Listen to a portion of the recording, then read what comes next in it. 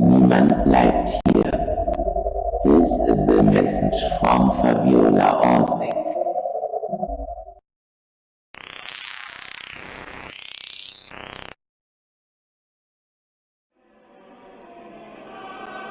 L R S Q P X 3 W N.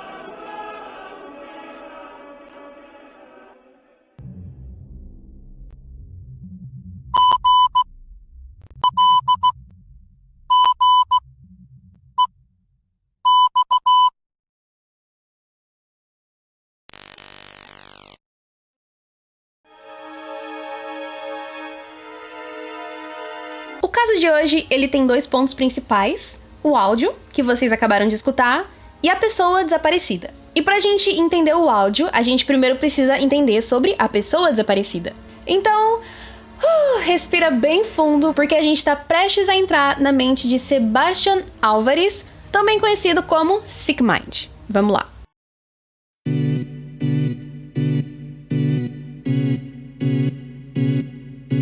Sebastián Álvares Bernales também era conhecido como Mente Enferma, Sick Mind, ou SIAB, que era o nome que ele usava na sua conta no Instagram, no Twitter, numa rede social chamada Minds.com e também na sua conta no SoundCloud. Ele teve uma curta carreira musical e as suas músicas e o seu estilo eram inspirados no Marilyn Manson. Ele tinha uma música chamada Diferente dos Outros e outra música chamada Eu Quero Te Ver Mais. O Sebastián era uma web celebridade no Chile. Ele morava em Quilpué, na região de Valparaíso.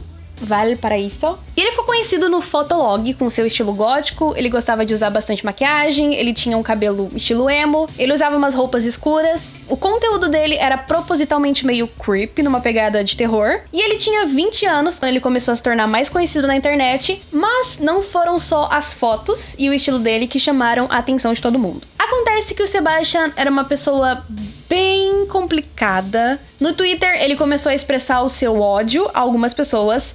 E ele não gostava de pardos, estrangeiros, pessoas de países africanos ou de países latinos, pessoas com barba, pessoas com tatuagem, pessoas do Partido Comunista, mulheres gordas e mulheres obesas. Ele foi além e ele criou um blog chamado Chilenas Gordas, com 3 R's. E nesse blog ele tirava foto de mulheres que ele via na rua ou que ele via no metrô.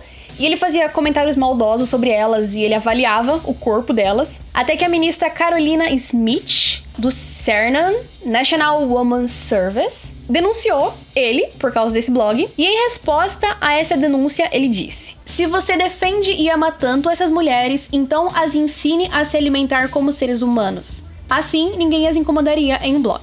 E ele também disse no Twitter: CERNAN defende mulheres gordas, preguiçosas e não uma pessoa que serve. Sinto muito. Eu não sei se esse serve é servir ao exército, mas enfim. Ele diz que ele foi ameaçado por causa da sua opinião.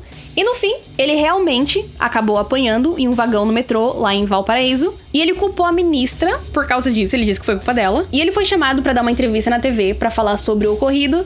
E nessa entrevista ele disse: todas as pessoas me atacaram na minha frente, começaram a me bater, as pessoas aplaudiram, zombaram de mim. Ninguém parou pra me ajudar. Quando me viram com as mãos ensanguentadas, alguém simplesmente parou a situação. Nesse mesmo programa, ele disse que as pessoas gordas são nojentas. E ele chamou os jogadores da seleção chilena de nojentos flightes negros. E flightes, é uma gíria chilena que basicamente quer dizer criminoso ou vulgar. No programa, mostra um vídeo onde ele diz essas coisas e ele defende, dizendo que ele realmente acredita nas próprias palavras. No Twitter, ele diz que ele não é racista, misógino, xenofóbico ou assassino, que aquela é só a opinião dele, que se você discorda ou se você não concorda, é só você bloquear ele. Nesses vídeos que ele publicava, fazendo comentários horrorosos, ele tava sempre bêbado, e ele postava fotos dele bebendo ou de bebidas alcoólicas, e ele também era pró-anorexia, ou seja, ele defendia isso. Ele dizia que para não engordar, você deveria evitar comer e que as calorias que ele consumia vinham todas da bebida. Ele conta sobre a sua infância e ele diz que ela foi muito difícil, que ele cresceu com a ausência do pai e que isso causou nele muitas marcas e muitas lágrimas. Ele também diz que não tinha muitos amigos e que a parte mais traumática da vida dele foi quando ele estudou em um colégio só pra meninos. Ele era gay e por causa disso ele foi humilhado, ele sofria bullying, batiam nele. E naquele ano foi a primeira vez que ele tentou tirar a própria vida. Aos 20 anos ele foi diagnosticado com um transtorno de personalidade limítrofe.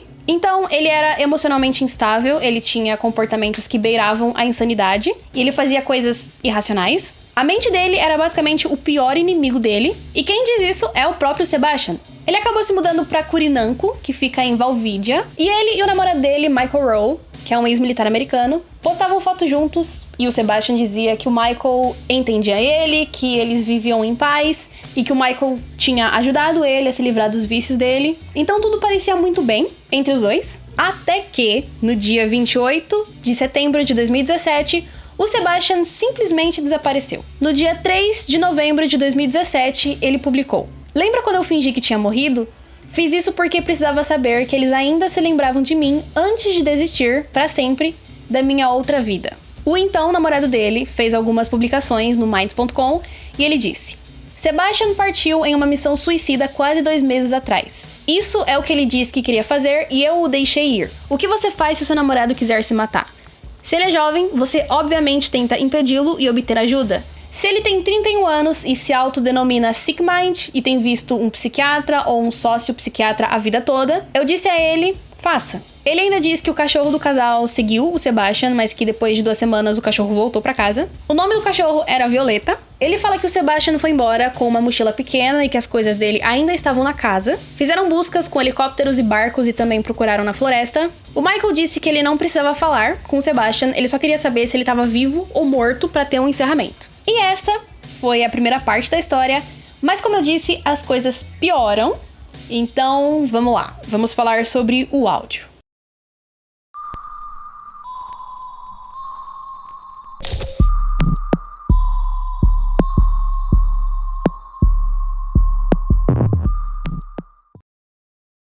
Em agosto de 2019, 2 anos depois do desaparecimento do Sebastian, alguém publicou um áudio na conta dele no SoundCloud, que foi o áudio que eu mostrei no começo do vídeo. O problema é que, quando você procura a conta do Sebastian no SoundCloud, você não encontra, pelo menos eu não consegui encontrar, tanto pelo nome Sebastian quanto por Siab, que era o nome que ele usava em todas as redes sociais. Porém, usando o Wayback Machine, eu consegui encontrar o áudio. A página do Sebastian foi salva no Wayback Machine em agosto de 2019, nos dias 22 e 30, e também em novembro de 2020, no dia 7.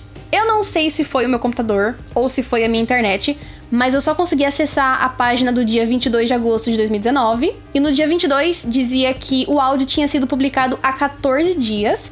Sendo assim, o áudio foi supostamente publicado no dia 8 ou no dia 9 de agosto, com o título EETTDDCC. Quando eu fui reproduzir o áudio, eu não sei o que aconteceu, mas deu erro. Então, eu não sei se aquele era realmente o áudio certo, no final das contas. Então, essa informação, o áudio, eu consegui no canal Blame It on George. Inclusive, o áudio é do vídeo dele, então créditos a ele. Dito isso, vamos tentar entender esse áudio. Primeiro, esse nome do áudio EETTDDCC. Antes de desaparecer, o Sebastian estava trabalhando em um ARG, em um jogo de realidade alternativa, chamado El Tesouro de Curinanco, ou seja, o nome do áudio. Na primeira parte, nós temos uma mensagem que diz: essa é uma mensagem de Fabiola Orsic. This is a message from Fabiola Orsic. E lembra que eu falei que as coisas pioravam? Então, elas vão piorar agora, vamos lá. Fabiola Orsic é uma boneca do Sebastian. Em um post no Minds.com, ele escreveu que encontrou essa boneca e deu o nome dela de Fabiola Orsic. Fabiola era de uma menina que tinha falecido. Em outro post, ele diz que ela é a representação de Maria Orsic, que era uma médium que se tornou líder de uma sociedade chamada Vril. Eu não sei como pronunciar esse negócio. E essa sociedade está relacionada a um livro que fala sobre a superioridade da raça. Então, exatamente, ele era fã de nazismo. Ele era obcecado pelo número 8855 e pela letra V, VV. Ele dizia que ele era perseguido por esses números e essas letras. Ele gostava de usar a hashtag VV88. E o número 88, ele tá relacionado ao nazismo, de acordo com esse artigo aqui. E o artigo diz que 14/88 é uma expressão que refere-se ao slogan de 14 palavras, abre aspas, devemos assegurar a existência de nosso povo em um futuro para as crianças brancas, fecha aspas. E pode também se referir a outro slogan de 14 palavras, abre aspas, Porque a beleza das mulheres brancas arianas não deve desaparecer da Terra. Fecha aspas. Ambos foram criados por David Lane. 88 também seria uma referência à saudação nazista. H é a 8ª letra no alfabeto, então 88 significaria a saudação que vocês já estão ligados. O Sebastian também disse que ele escutou um barulho estranho no ouvido antes de encontrar o número 88. Eu não sei se ele fala 88 ou 88. Depois disso, ele fez várias referências a esse número, inclusive tá na bio do Instagram dele. Perguntaram pra ele o que VV significava e ele respondeu Vril, Germanvilla, Vineyard, Valparaíso, Valvídia, Vril, Virejan, Valentina, Victor, Violet ou Violeta e de novo Vril. Na segunda parte do áudio, nós temos o código LRSQPX3WN. L R S Q P X 3 W N. E esses números levavam a 2 contas no Instagram. As 2 contas foram encerradas quando elas chegaram em 88 seguidores. Mas antes de serem excluídas, elas responderam alguns usuários com um código. Inclusive, eu não consegui acessar esse código. Então, essa é a imagem do vídeo do Blame on George. E na imagem, nós vemos o número 88, né? O HH, a saudação que vocês conhecem. E também tem a data 22/8/2019, com o horário 22 horas, 15 minutos e 13 segundos. Os usuários que estavam tentando desvendar o áudio, eles descobriram que aquela era uma localização na Alemanha. E assim que eles descobriram isso, o link ficou inacessível, então por isso que eu não consegui acessar, por isso eu não consegui encontrar. Porém, uma pessoa no Reddit disse que essas 2 contas eram na verdade fakes. Na terceira parte, nós temos o que parece ser um código Morse.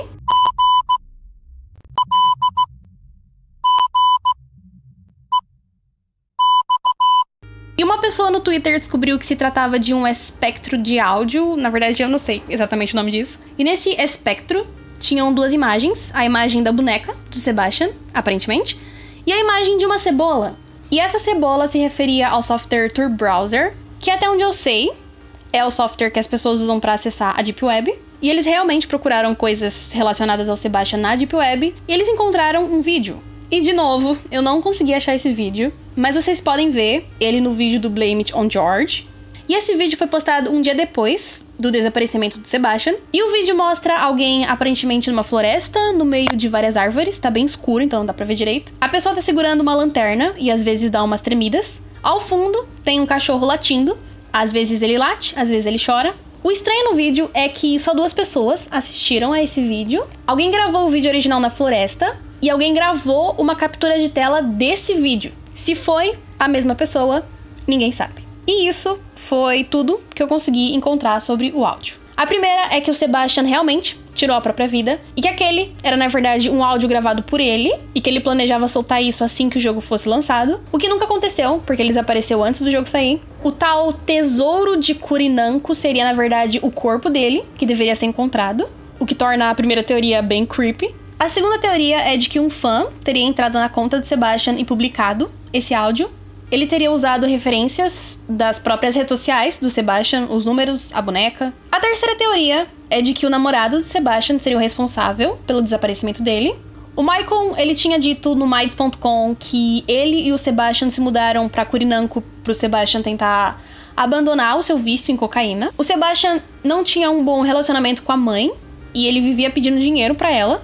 O Sebastian também teria fugido de casa junto com a cachorra. E aí ele teria mandado mensagem pra irmã dele dizendo que ele ia tirar a própria vida. E a família dele acha que o Michael tava escondendo alguma coisa. O porquê dele ter fugido de casa, não sabemos. Enfim, teorias e especulações, porque na verdade é que ninguém sabe onde ele tá, ou por que ele fugiu, se ele tá vivo, se ele não tá vivo. Eu tentei trazer o máximo de informação possível, é sério. Nossa, mas eu pesquisei esse caso, Jesus amado. Esse caso é bem longo, então tem muita coisa. Peço desculpa se eu esqueci alguma coisa. Se você souber de uma informação a mais, por favor, me diga nos comentários. Eu deixo aqui todas as minhas referências na descrição, caso vocês queiram saber um pouco mais ou ler por conta própria. Enfim, muito obrigada se você assistiu até aqui e até a próxima.